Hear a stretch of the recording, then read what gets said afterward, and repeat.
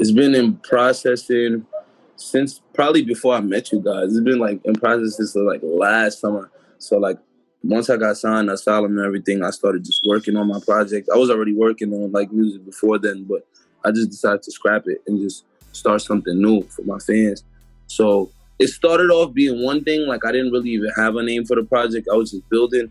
And I feel like the deeper I got into just meeting people in the industry, working with the label, learning about the business, I just started having less and less patience for just anything because I started feeling like, I mean, you know how it goes. Like, you know, they say more money, more problems. And I feel like it didn't have to do with money more so, but I feel like the more I started using my time, the less I had time for stuff. You know what I'm saying? Like, the more I was doing stuff with my time, the less I had patience for anything because I felt like I'm doing so much shit. Like, I'm trying to figure out what's next. I don't have time to just sit around. So I just started feeling like that was my thing. And that's just always been me, but I just started having the self-realization. And I feel like even with the conversation we had with quarantine, during that quarantine, I started seeing it more like while I was in the house and everybody was kind of talking about COVID and this, I was like just in the house losing my mind. Like, yo, I need to leave this house. I need to do this. But then I started realizing like, yo, I have no fucking patience. Like, I need to chill out. I did have no patience.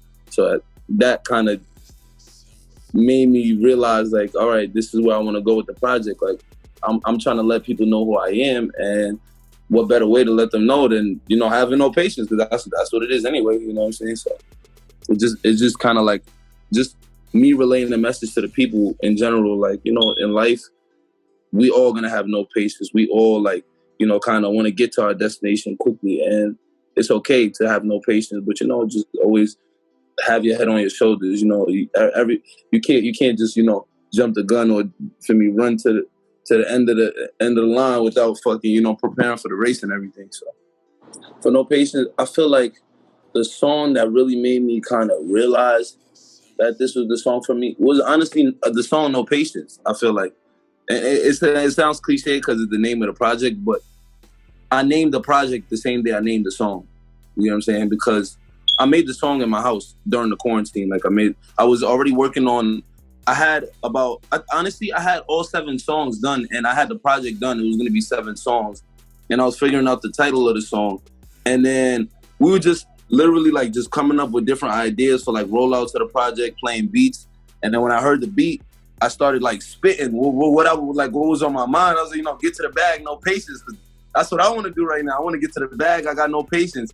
And then as we started saying it, everybody around me, like all the homies who was making it, was just like, yo, that's you right there, No Patience. And once we came up with the idea, I was like, yo, I want to name the project No Patience. And then once I thought of that idea, I was like, you know what?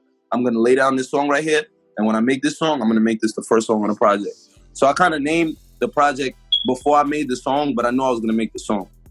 And it was going to go on the project. You know what I'm saying? Yeah, honestly, bro, like the All Day video shoot was a last minute thing. Like, it was not planned at all. I just was sitting in the crib with the homies and we set it up.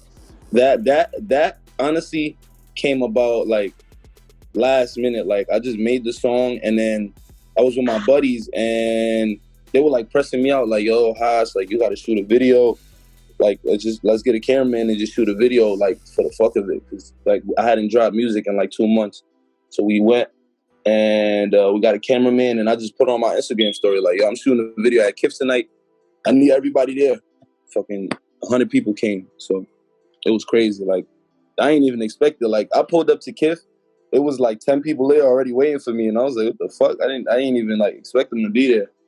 And like in a matter of an hour, it was like 10 people, 5 people, 3 people. People pulling up, all the homies from Uptown, Brooklyn, all over the place. One of the homies came from CT. Like, it was crazy. Couldn't believe it. And we shot it. Yeah, I was just gonna say we shot it, and honestly, we got like 2 hours of roll time, and then after that, like, we had at least 10, 15 cop cars like circling the whole Soho, like, to get us out of there. Like, they were literally following us out of the whole Soho, making sure we got on the train. That's why we ended up just smoking the whole train up.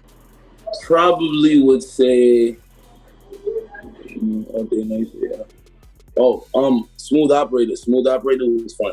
Because when I made Smooth Operator, I was actually in the studio for like 8 hours that day, and I was having like writer's block. Like I couldn't really lay down.